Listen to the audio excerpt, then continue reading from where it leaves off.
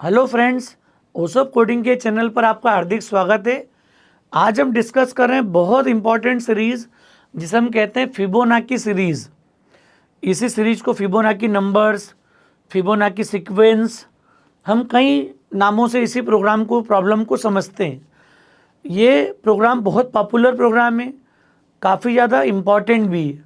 आने वाले समय में जब हम रिकर्शन इम्प्लीमेंट करेंगे तो इसी प्रॉब्लम को रिकर्सिव सॉल्यूशन के थ्रू समझेंगे। और जब आगे आप कॉम्पिटिटिव प्रोग्रामिंग की तैयारी करेंगे तब आपको डायनामिक प्रोग्रामिंग नाम का कॉन्सेप्ट दिखेगा जो कि बहुत इंपॉर्टेंट रोल प्ले करता है आपकी ड्रीम आईटी एमएनसीज को क्रैक करने के लिए। तो वहाँ भी जाके हम फिबोनाची के और रिफाइंड वाला जो स्वरूप है उसका और रिफाइंड जो एल्गोरिथम है उसको समझेंगे कि डायनामिक प्रोग्रामिंग रिकर्शन को भी और किस तरीके से मॉडिफाई कर सकती है और कितने इफ़िशिएंट तरीके से हम रिकर्शन को फिर इम्प्लीमेंट कर पाएंगे। तो ये प्रॉब्लम आज जब हम कॉन्सेप्ट को समझेंगे तो कई प्रोग्रामिंग प्रॉब्लम्स में इससे रिलेटेड कॉन्सेप्ट्स आपको कहीं ना कहीं यूज़ होंगे, किसी न किसी लैंग्वेज में, किसी डिफरेंट प्रोग्रामिंग सिचुएशन के साथ में इन कॉन्सेप्ट्स को हम अप्लाई करते हैं प्रोग्रामिंग लॉजिक्स के साथ में। तो दोस्तों अभी हम बात करेंगे बहुत सिंपलेस्ट तरीके से, क्योंकि सीरीज़ के साथ में सबसे पहले तो क्या होती है वो सीरीज़ ये हमें देखना है। तो फिबोनाची सीरीज़ से मतलब होता है इसकी फर्स्ट टू टर्म होती 0 और 1 और फिर हर आने वाली टर्म प्रीवियस टू टर्म की सम होती है। तो 0 + 1 का सम क्या हो गया 1, सो दिस इज 0 1 1।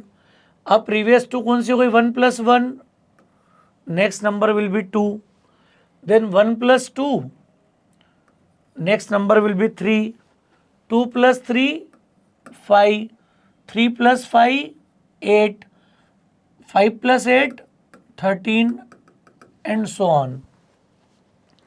मतलब ये जो सीरीज आपने देखी थी इस सीरीज को, इस सीक्वेंस को हम बोलते हैं यहाँ पर फिबोनाची सीक्वेंस।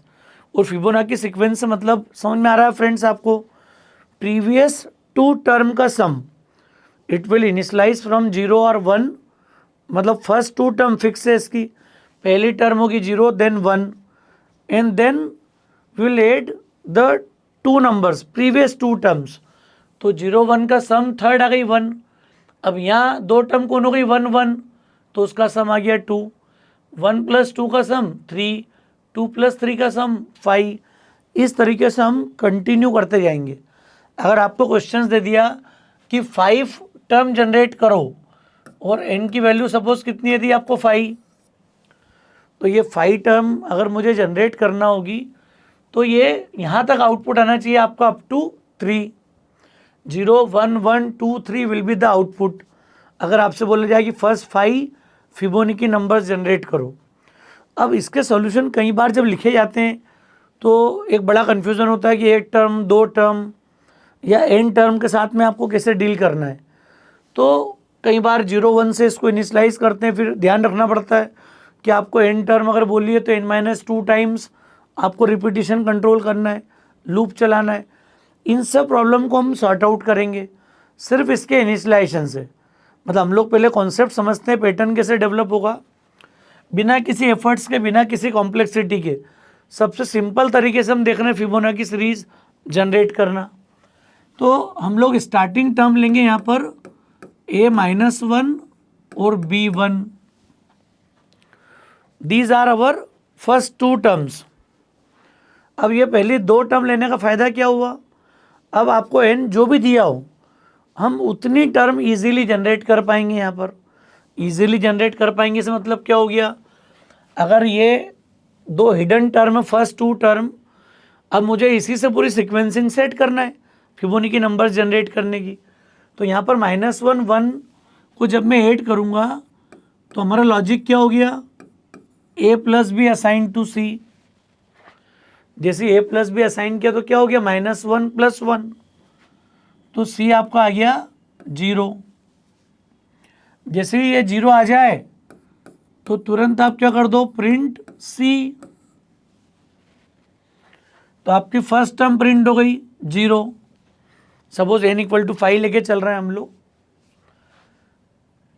समझ में आ रहा है दोस्तों क्या किया हमने, a + b सी को असाइन किया और सी को इमीडिएट प्रिंट कर दिया।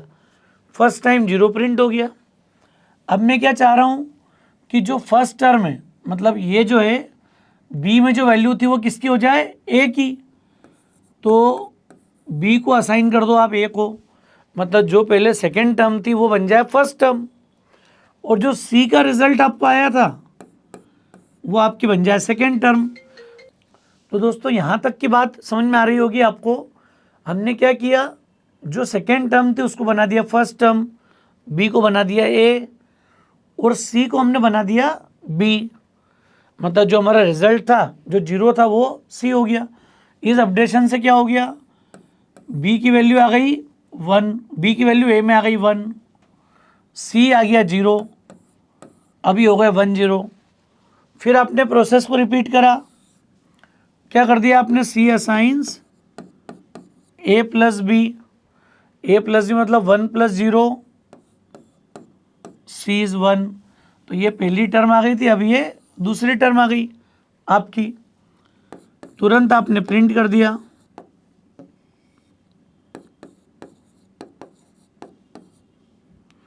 प्रिंट सी। अब बी की वैल्यू आपने किसको दे दी, ए को, और सी की वैल्यू किसको दे दी, बी को। तो ऐसा करने से क्या हो गया, जो बी की वैल्यू थी अभी कितनी थी, 0, तो 0 आ गई ए में, और सी कितना है अभी 1, तो ये हो गया 1। आपका फिर से प्रोसेस रेडी हो गई। इसी प्रोसेस को फिर रिपीट करो, ए प्लस बी, 0 प्लस 1 1, और आपने अब क्या कर दिया, प्रिंट सी, 1 प्रिंट हो गया। फिर बी की वैल्यू ए को, मतलब वही प्रोसेस आपकी लगातार रिपीट हो रही है, और सी की वैल्यू बी को। तो क्या हो गया, ये बी की वैल्यू करंट में कितनी हो गई थी 1, तो ये 1 आ गई ए में, और सी कितना 1, तो ये दोनों 1 1। सेम प्रोसेस फिर आगे बढ़ी, सी असाइंस ए प्लस बी। आप देखो इसी प्रोसेस को रिपीट कर रहा हूं मैं, ए प्लस बी मतलब 1 प्लस 1 2, 2 को प्रिंट कर दिया। फिर बी का वैल्यू असाइन किया हमने ए में, और सी की वैल्यू असाइन कर दी बी में। तो बी पहले कितना था, बी 1 था, तो ए 1 हो गया, सी 2 था, तो बी 2 हो गया। मतलब अगली बार जब मैं टर्म प्रिंट करूँगा तो फिर आ गया ए प्लस बी, वही सेम फार्मूला।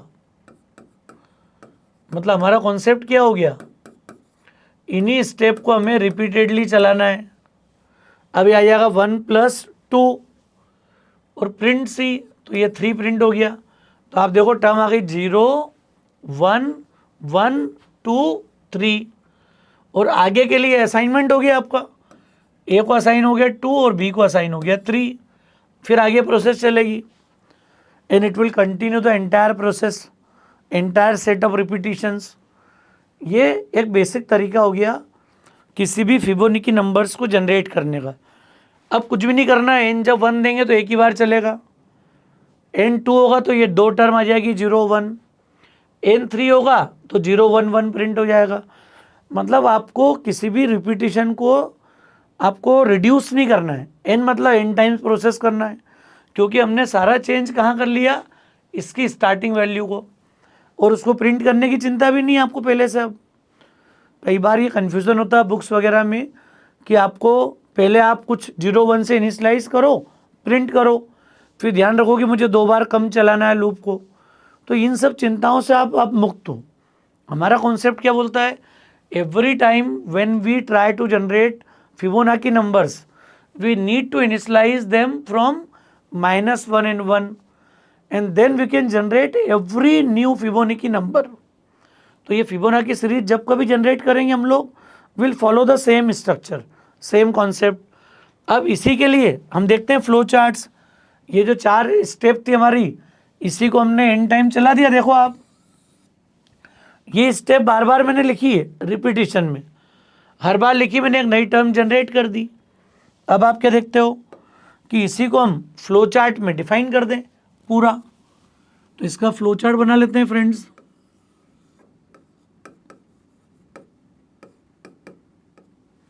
क्योंकि इसको हमने पहले नहीं बनाया, फर्स्ट टाइम अभी फिबोनाची नंबर्स जनरेट कर रहे हैं हम।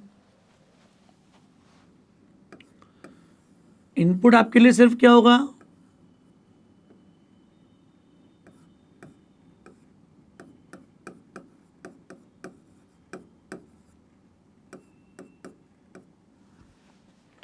जैसे आपने n को डिफाइन किया, नेक्स्ट लेवल पे क्या होगा याद करो आप। और n टाइम्स कंट्रोल करना मतलब ये तो सबसे पहले क्लियर है हमको कि i को 1 से लेके n तक चलाना है। तो लूप में 3 बातें जरूरी होती है रिपीटिशन में, एक तो स्टार्टिंग पॉइंट, एंड पॉइंट और इंक्रीमेंट। तो एक एक टर्म आपको हर बार जनरेट करनी है यहाँ पर। तो क्या होगा इस केस में,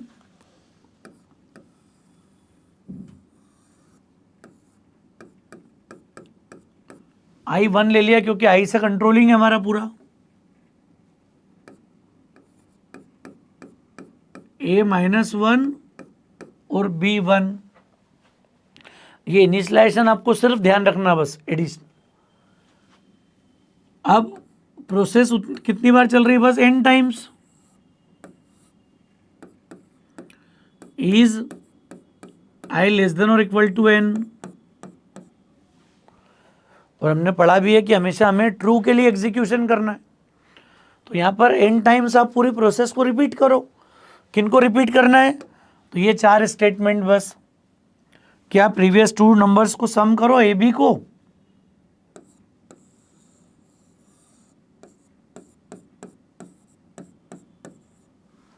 ए और बी को हमने ऐड कर दिया।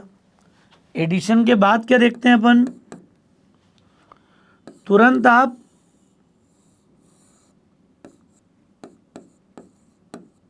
प्रिंट सी,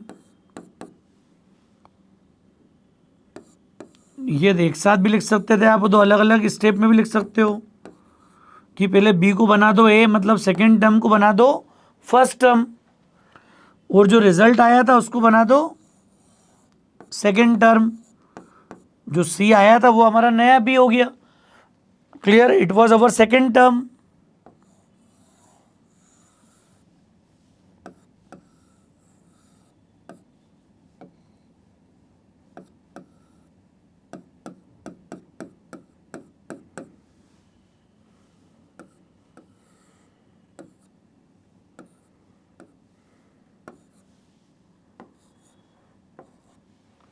छोटा सा सिंपल सा कॉन्सेप्ट है कि हर बार आप ए और बी को ऐड करो, फर्स्ट 2 टर्म को सम करो, रिजल्ट को प्रिंट कर दो। क्योंकि सीरीज जब जब जनरेट होती है मतलब लूप बॉडी में ही आपको प्रिंट करना है, और सम प्रोडक्ट जो फाइनली लेना रहता है तो हम बाहर जाके प्रिंट करते हैं लास्ट में। तो इस केस में क्या हो रहा है, जब जब वो प्रीवियस 2 टर्म की सम करेगा तुरंत आप उसको ऐड कर दोगे। Then will assign new first and second term. तो बी बन जाएगा ए मतलब फर्स्ट टर्म, सी बन जाएगा बी मतलब सेकेंड टर्म, और चलेगी प्रोसेस पूरी n टाइम्स। क्योंकि n टाइम चलाने का कॉन्सेप्ट क्या, I1 I less than equal to 1 और I असाइंस I प्लस 1। इन तीनों से पता लग जाएगा आपको। तो ये बड़ा आसानी से सिंपल वे में हमने किसको देख लिया, फिबोनाची सीरीज को, बिना किसी कॉम्प्लेक्सिटी के। सिंपल n टर्म जनरेट करो और सीरीज जनरेट हो जाएगी। बहुत पॉपुलर सीरीज है फ्रेंड्स ये। अब इसको हम ड्राई रन करके देख लेते हैं यहाँ पर।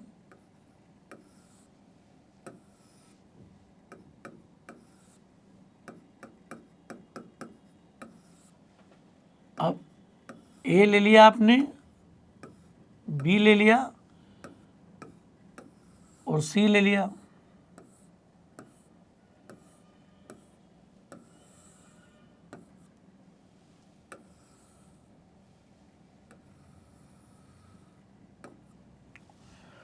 और ये हम सब जानते हैं एग्जीक्यूशन टेबल। इसी से एक बार चला लोगे आप फुर्सत में, सेकेंड टाइम लाइफ लॉन्ग कभी कॉन्सेप्ट पढ़ना नहीं पड़ेगा फिर से। क्या हो गया, n सबसे पहले हमने ले लिया 5, I1 A-1 और B1। ये सारे इनिशियलाइजेशन हो गए फ्रेंड्स हमारे। नाउ 1 लेस देन और equal to 5 true, A plus B assign to C, तो ट्रू होते ही क्या हो गया, सी की वैल्यू आ गई -1 + 1 0, प्रिंट सी, तो हमने ये सर्कल बना दिया वैल्यू के ऊपर, 0 प्रिंट हो गया, फर्स्ट टर्म प्रिंट हो गई आपकी। अब बी का वैल्यू ए को दे दिया, तो ये जो बी वाले कॉलम में ए में रख दिया 1, और जो सी की वैल्यू बी में रख दी, सी 0 था, B is now 0। I increment होके कितना हो गया 2। अब यहां चेक करेंगे 2 less than equal to 5 true, A plus B 1 + 0 1, print C, 1 को प्रिंट कर दिया, सर्कल बना दिया हमने, बी की वैल्यू ए को दे दी, तो बी 0 था, ए इज नाउ 0, सी की वैल्यू कितनी 1, तो ये बी 1, आई इंक्रीमेंट होके कितना हो गया 3। अब ये चेक करेगा 3 less than equal to 5 true, A plus B, अब देखो 0 + 1, सी की टर्म आ गई 1, प्रिंट सी, सर्कल बना दिया हमने उस पर। अभी 3 टर्म जनरेट हो गई, 0 1 1, बी का वैल्यू ए को दे दिया, बी 1 है, ए 1, सी कितना है 1, तो बी को भी 1, दोनों 1 1 हो गए करंट वैल्यू। आई + 1 कितना हो गया 4, अब 4 लेस देन और equal to 5 true, A plus B 1 + 1 2, print C, C print कर दिया, बी की वैल्यू ए को दे दी, मतलब ए इज नाउ 1, सी की वैल्यू बी को दे दी, सी कितना हो गया 2 था, तो बी को 2 कर दिया उसने, आई इंक्रीमेंट होके कितना हो गया 5। अब ये 5th राउंड था यहाँ पर हमारा, और यहाँ चेक करें लास्ट राउंड है ये, 5 लेस देन और equal to 5 true, A plus B 1 + 2 3, print C, 3 print हो गया, बी की वैल्यू ए को दे दी, मतलब 2 हो गया ए, सी की वैल्यू बी को मतलब 3, आई इंक्रीमेंट हो गया कितना हो गया 6। अब 6 less than equal to n false, तो प्रोसेस स्टॉप हो गई, और ये पांचों टर्म आपकी प्रिंट हो गई यहाँ पर। मतलब देखा होगा हमने बड़े आसानी से हमने फिबोनाची नंबर्स को चलाए। अब इसके बाद जाते हैं अगर नेक्स्ट लेवल पे अपन, तो नेक्स्ट लेवल पे क्या देखते हैं अपन, अगली बार को नंबर आता है 2 + 3 5, फिर चेंज होता है 5 + 3 8, बढ़ते जाती सीरीज पूरी है। तो ये पूरे एन टर्म आपको जनरेट करके देगा, और उसी को अब कोड के रूप में लिख लेंगे अपन यहाँ पर। तो मुझे लग रहा है दोस्तों, उम्मीद है कॉन्सेप्ट आपको थोड़ा क्लियर हुआ होगा, समझ में आया होगा अभी सीरीज किस तरीके से चलाना है हमको। अब इसी को हमने प्रोग्राम के रूप में लिख लिया।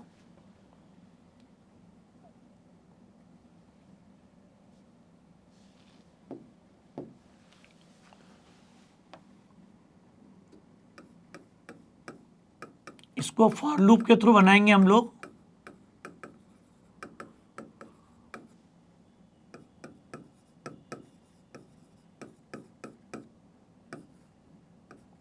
कौन कौन से वेरिएबल लग रहे हैं आपको फ्रेंड्स, एन, आई, ए, बी और सी।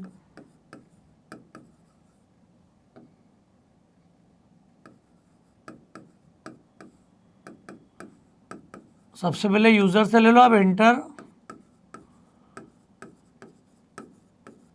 या आप ये भी लिख सकते हो enter total number of term, कि आपको कितनी टर्म फिबोनाची सीक्वेंस की जनरेट करना है। तो एन ले लिया हमने यहाँ पर,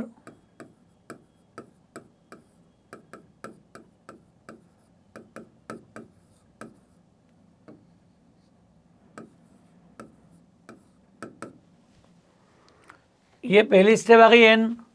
अब क्या करोगे आप, इनिशियलाइज कर लो सारा। तो ये आई 1, ए -1 और बी 1। लूप के साथ अगर आपको काम करना है तो ये बहुत अच्छा तरीका है जिससे आपको पूरी एन टर्म जनरेट करने में आसानी होगी। a-1 b1, अब ये लूप का पार्ट है। अब चूंकि फॉर लूप लगाना है अपने को, तो हम लोग ऊपर से इनिशियलाइजेशन हटा देंगे यहाँ से। अगर इसको इस सेम प्रोग्राम को पहले वाइल से बना दूँ अगर मैं, तो आप देखोगे कि यही फ्लो चार्ट है। सेम फ्लो चार्ट से हम लोग वाइल फॉर दोनों से कोड लिख सकते हैं। तो मैं इसी को पहले लिखता हूँ वाइल के फॉर्म में, वाइल i लेस देन और इक्वल टू n। क्या होगा, तो ये उसका बिगिन एंड हो गया, ये सारी टर्म आ जाएगी यहां पर। तो क्या हो जाएगा, C assigns a plus B.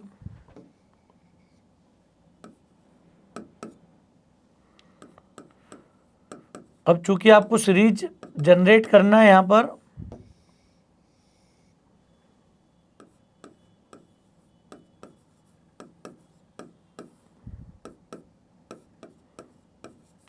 %d और न्यू लाइन लगा दिया हमने, जिससे कि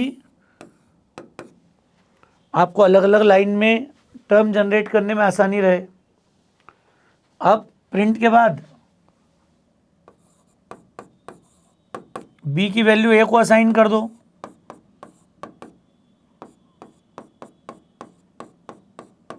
और ये लूप फिनिश, इसका सीधे रिटर्न और मेन की क्लोजिंग। तो ये जो लॉजिक है, देखो आप, हमने किससे बना दिया, वाइल से। मतलब हमने, आपको याद होगा, बात की थी कि हम किसी भी प्रोग्राम को किसी भी लूप से इम्प्लीमेंट कर सकते हैं। पर एक डिफरेंस है जो मैं भी आपसे डिस्कस करूंगा इस प्रोग्राम के बाद। अभी हमने यहाँ पर वाइल लूप अप्लाई किया है, सेम कॉन्सेप्ट किससे कर देंगे अपन, फॉर में कन्वर्ट कर देंगे। तो फॉर में कन्वर्ट कर देंगे तो ये इनिशियलाइजेशन हट जाएगा। यहाँ क्या हो जाएगा, वाइल की जगह पे पूरा, और ये इंक्रीमेंट डिक्रीमेंट हट गया। ये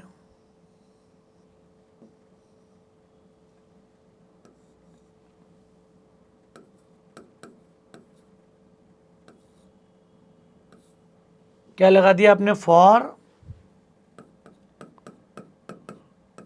i1 i लेस देन और इक्वल टू n, और i इक्वल टू i+1 भी लिख सकते हो और i++ भी लिख सकते हो आप। ये फॉर इंप्लीमेंट कर दिया हमने यहाँ पर, और आपकी इच्छा हो तो ये दोनों इनिशियलाइजेशन भी अंदर लिख सकते हो। आपको याद होगा लास्ट लेक्चर मैंने फॉर के मल्टीपल फॉर्म्स बताए थे आपको। तो आप, चूंकि ये पहला वाला जो सेमीकोलन के फर्स्ट पार्ट है, इनिशियलाइजेशन वाला जो पार्ट है, यहाँ पर मल्टीपल वैल्यू भी मैं एक साथ इनिशियलाइज कर सकता हूँ। हालांकि हमको आदत नहीं डालना है इस तरह की कुछ भी, अलग से हम ए और बी को इनिशियलाइज कर दें। लूप में ये पार्ट रिपीटिशन में आ गया पूरा। और इसी प्रोग्राम को आपने देखा कि हमने पहले वाइल से बना लिया, फिर इसको फॉर से लिख दिया अपन ने। तो किसी भी लूप से हम प्रोग्राम को बना सकते हैं, किसी भी लूप से आप इम्प्लीमेंटेशन कर सकते हो।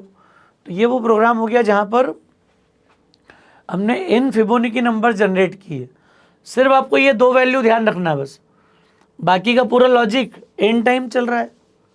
तो ये कभी चिंता नहीं करेंगे अपन कि मुझे पहले कितनी टर्म जनरेट करना है। यहाँ पर आप n इक्वल टू 1 दोगे तो 0 ही प्रिंट होगा, n इक्वल टू 2 दोगे कि फर्स्ट 2 टर्म प्रिंट करो, यू विल फाइंड 0 एंड 1, दो ही वैल्यू मिलेगी आपको। 3 टर्म बोलोगे 0 1 1, मतलब एक प्रॉपर एग्जीक्यूशन आपको मिलेगा, जो कि टेबल में भी आपने नोटिस किया होगा। तो that is completely dependent on the total number of term, कितनी टर्म आप चाहते हो जनरेट करना। तो उम्मीद है दोस्तों मुझे ये कॉन्सेप्ट आपको थोड़ा समझ में आया होगा कि इसी प्रोग्राम को हमने, सेम फ्लो चार्ट है, ये फ्लो चार्ट हम वाइल में इम्प्लीमेंट कर दें, इसी फ्लो चार्ट का यूज़ करके हम लोग फॉर में इम्प्लीमेंट कर दें। हाँ, ये गलती कहीं मत करना कि यहाँ फॉर के फ्लो चार्ट में तो आई भी अंदर ही आएगा और डायमंड में ये सब बचपना है। फ्लो चार्ट का तरीका फिक्स है, डायमंड का अपना नेचर है डिफाइन करने का। आप जब कोड लिखते हो तो आप अपने ऑपरेशंस को क्लब कर लोगे according to the syntax of the language. पर ये बचपना नहीं करेंगे कि इस डायमंड में आपने तीनों को जाके लिख दिया, फिर बोलेंगे ये फ्लो चार्ट फॉर का है और ये वाला फ्लो चार्ट वाइल का है। तो इस तरह का बचपना हमें नहीं करना है। होता ना, मैंने बताया था आपको कई बार, या इनपुट में सब लिख देते हैं NIABC। इनपुट सिर्फ वो होता है जिसे आप स्कैन करते हो, जिसे आप सीन में लेते हो, जिसे आप कीबोर्ड से एज इनपुट लेते हो।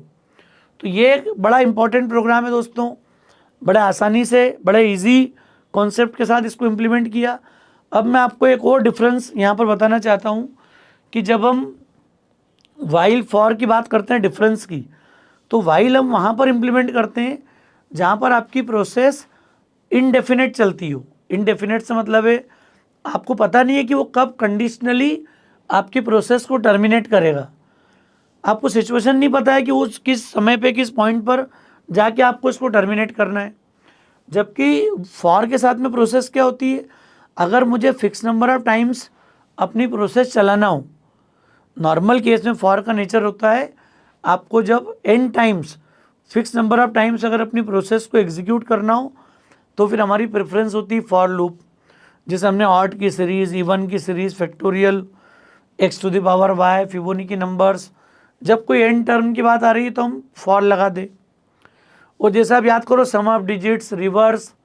अब रिवर्स में हमें नहीं पता है कि आपको इनपुट कितने टाइम चलेगा। आपने 4 डिजिट का नंबर दिया है, वो मॉड्यूलस, वो डिवाइड वाले कॉन्सेप्ट को लिया था हमने, 3-4 टर्म के बाद वो टर्मिनेट हो गया। तो जब प्रोसेस इनडेफिनेट होगी तब हम लोग वाइल या do while based on situation हम यूज़ करेंगे। और जहाँ प्रोसेस हमारी फिक्स नंबर ऑफ टाइम चलेगी वहाँ पर हम लोग फॉर लूप अप्लाई करेंगे।